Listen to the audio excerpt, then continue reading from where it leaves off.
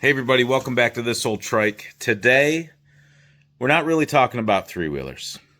I'm not really working on a three-wheeler today. What I want to do in this video is talk about something that's happened recently in my life that has definitely affected me and plays into the channel. And what I'm talking about is my mom. My mom passed away last month, and I wanted to share that with you guys. You guys watch, if you've been watching a while, you've seen a lot of machines come and go. You've been with me on a big adventure, even if you just started recently. I guess it's important for you to know that I am who I am in this hobby. I am the enthusiast I am in large part and in many ways through things that my mother did, and I want to pay respect to her and share some stories with you. I hope that's okay. In my shop right now, we're working on this 350X for my buddy Joe. It definitely has taken some wind out of my sails, but I keep moving forward. Let's see, where to begin? I started collecting back in like early 2017, right at the tail end of 2016. But I've been an enthusiast ever since I was a little kid. My dad bought when I was 4. Or the year I turned 4, he bought a 84 Big Red and an 84 TRX 200. And right from the time he would let me ride those things, I was hooked on them. And we're transitioning into our first story here. My dad let me sell the 84 TRX 200, and I bought a 1991 250X with the money, and loved that machine. Had a lot of fun with it.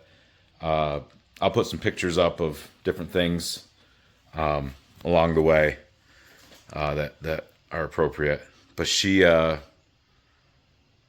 I guess my mom wasn't too much involved in that. But like one of these pictures, like that I'm sharing, me doing a wheelie, me in this riding gear that I had, like my mom was the photographer for these pictures.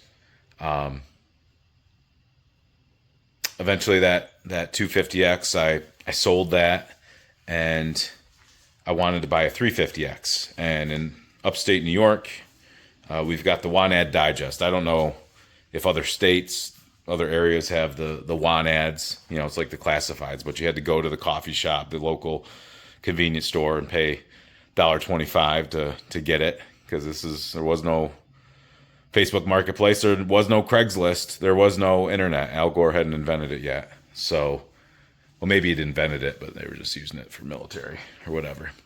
NORAD. But I got the WANAD Digest, and in the WANAD was a 1986 ATC 350X. And it was in the next town over. And I think it was $1,350. And I can't remember if it was advertised as less than 100 hours, but it was low hours, and still had chalk lines on the tires. And told my parents, me and my buddy Luke, I didn't have my driver's license yet. I was only 15. I told my parents I was going to go look at it, and they said, "Yeah, take a look. This is what I want to spend my money on if it's good." And I remember going down, me and Luke going over like, we got to play it cool. We don't want to act like we want it too bad, for negotiation purposes. And I got there and I saw it, and we could have thrown that whole conversation outside the window. It was, oh my gosh, look at it, so great, chalk lines on the tires, the 1350, you'll get all of that. Jeez, wow, all the things you shouldn't say. And he had gotten a DWI, this gentleman, so he had to sell that. And I didn't bring my cash with me because we were just going to look. And I said, well, I got to go back home. I got to go back, 15 minutes.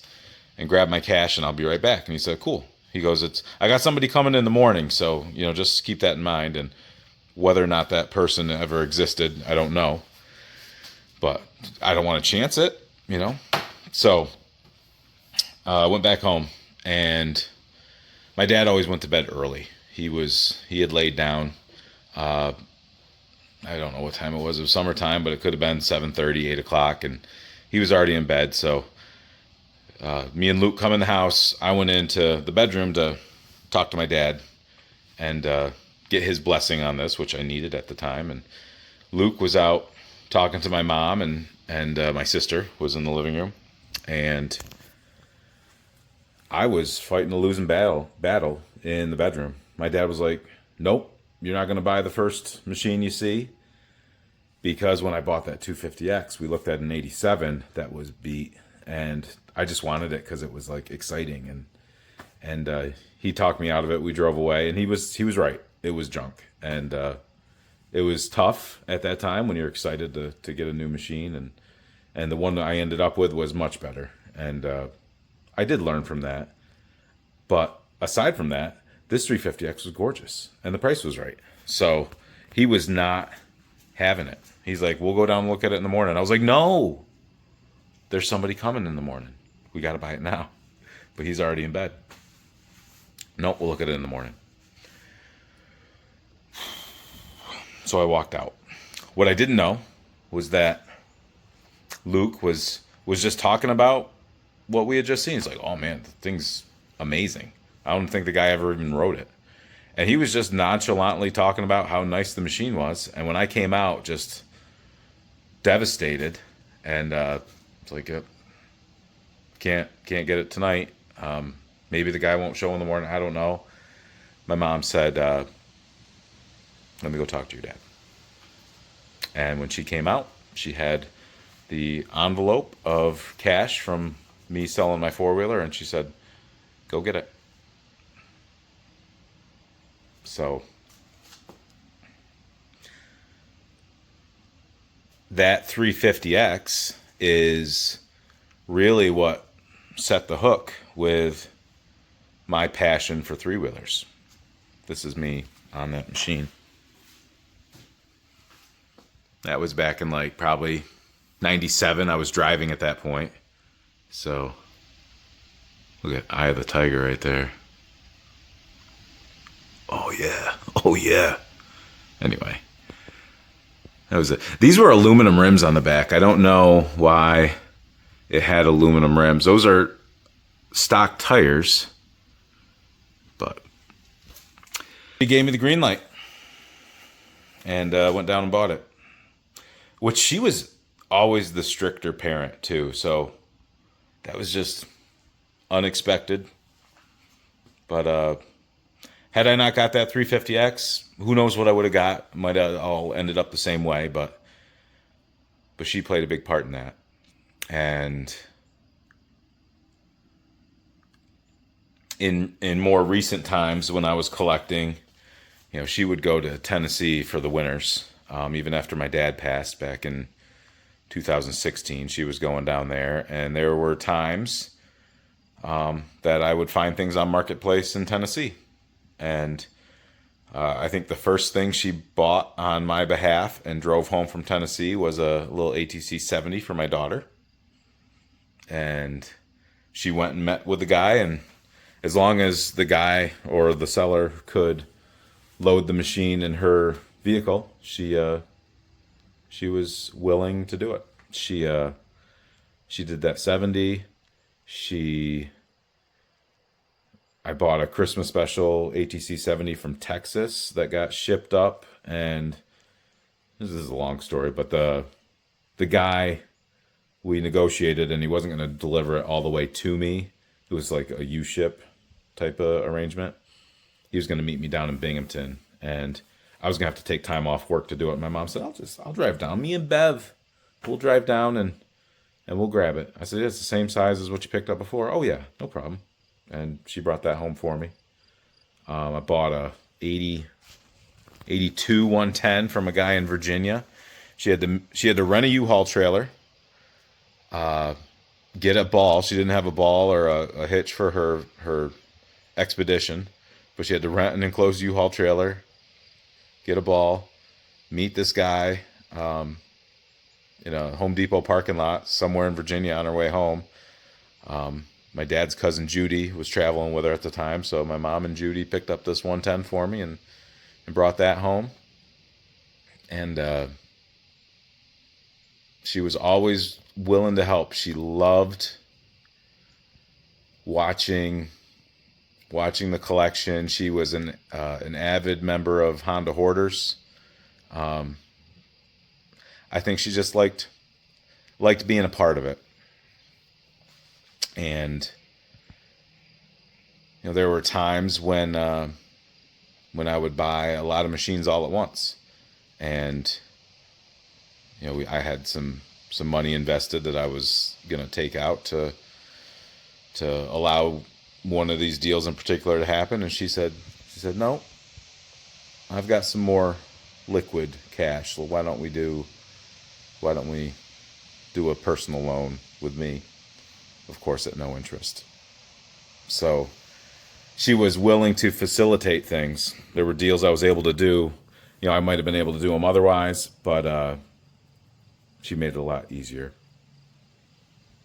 She was always interested. She was always bringing, not always, but different friends. If friends from not local friends came to visit, she would bring them over here to have me show them your collection. And I'd show them the collection.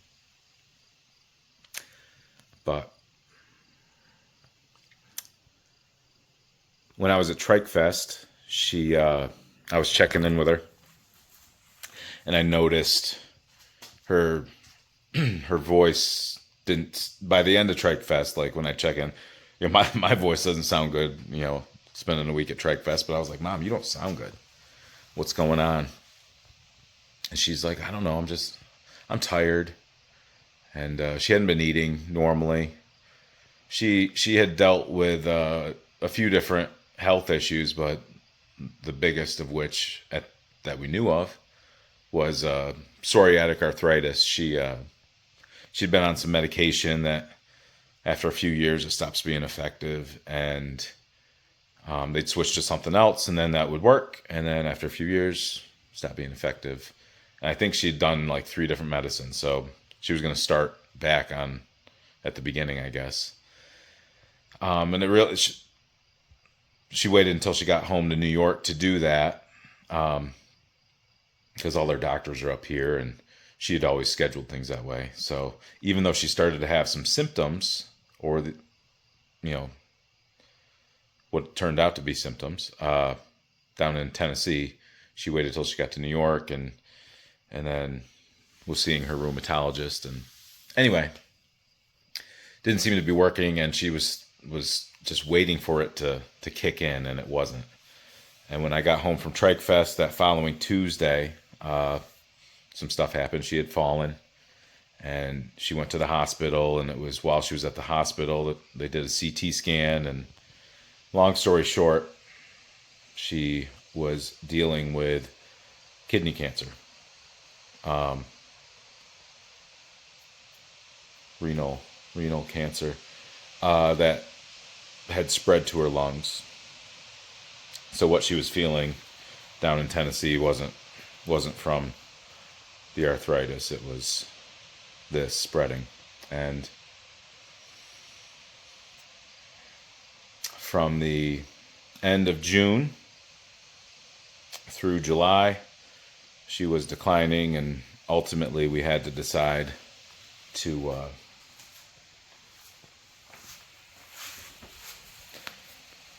go from treatment to care, palliative type care. So all of that was happening while I was prepping for my event, Wheeler Palooza, which was last week's video. And so we were juggling a lot of balls, and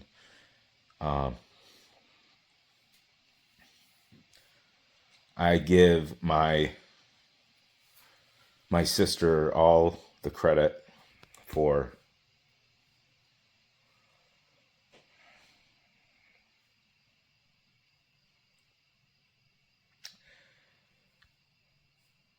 she was picking up the slack, my slack, and well, I was taking care of what I needed to take care of, and not that there was things that me being there made any difference, and you can argue one way or another, not, but my sister, you're awesome. Shoot. Anyway, so after my event, I was able to go up and spend more time with her. I was spending time with her before that too. Not to say that she wasn't neglected or anything, but I was able to share with her how that went. But that week, the week after, she really declined quickly,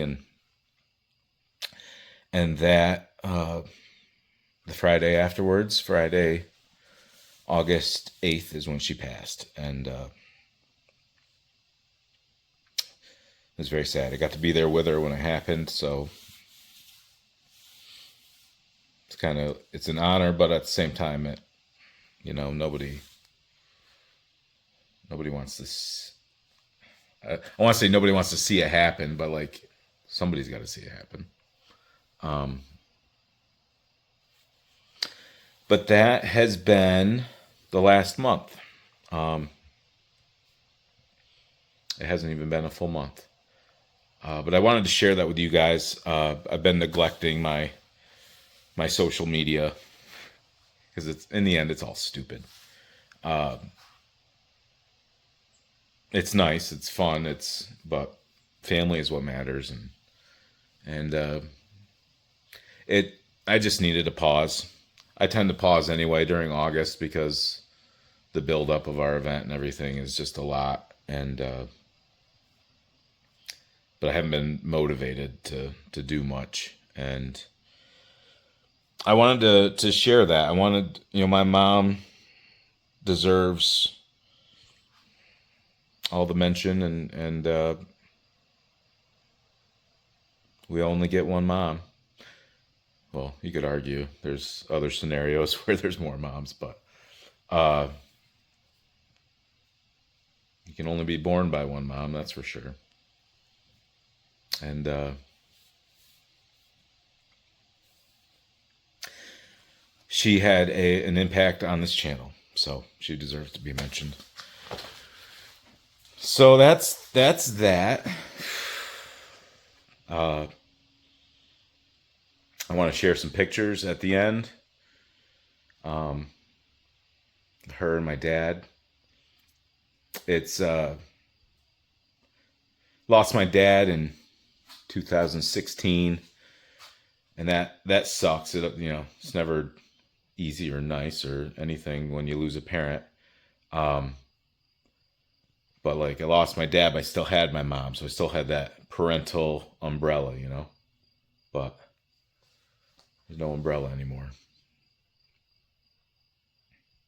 So if you still got your mom in your life, give her a call. Let my video prompt you to tell your mom you love her. And that's that. So I'm going to share some pictures. My dad's in the pictures. My mom's in the pictures. And I hope you enjoy that. Thanks for watching. I didn't want to get all teary, but I wanted to give my mom the shout out she deserves. She was an awesome, awesome lady. 73 years old. Not old enough. If you're in your mid 40s like me, 73 is not old like it used to seem. If you're 20 something, 70 something might seem old, but it's weird. Life is weird. I had a very good childhood. I had a very safe childhood. And that is all because of how my parents loved each other, showed their love for each other to my sister and I. I only saw my parents fight one time. And it was over broccoli. It was the stupidest thing.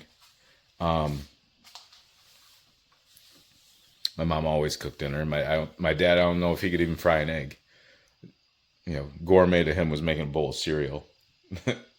But my mom always cooked. My dad was in the living room reading his street rod magazines, hot rod magazines. And we sat down to dinner one night. And my dad said, my mom's putting all the food on the table. This is probably like 1990, 91, 92, maybe. And my dad said, "Oh, broccoli again?" And that was it. Mom did not feel appreciated. And I'm not going to get into all the details, but she stormed off, and we didn't see her the rest of the night. And Dad did it right. Dad was like, realized he had screwed up. And he said, "Kids, let's have dinner, and I'll get this all put away." And they addressed that in private. We didn't see yelling. We didn't see any of that. And the fact that that is the worst fight I ever saw my parents have says a lot about who they were and how they chose to raise their children. And she always expected the best. She was a teacher. I am from a small town. She was a teacher in the school that I went to. If I got in trouble in my classes, which I often did, because I like to be the funny guy, there were times where instead of getting sent to the principal's office, I got sent to my mom's room. And oh my God. No. That happened once, and I was like, no, that's going to change my behavior. I remember, I think it was 4th grade. We were doing timed multiplication tables. I think it was 4th grade. Mrs. Rossi, if I remember correctly.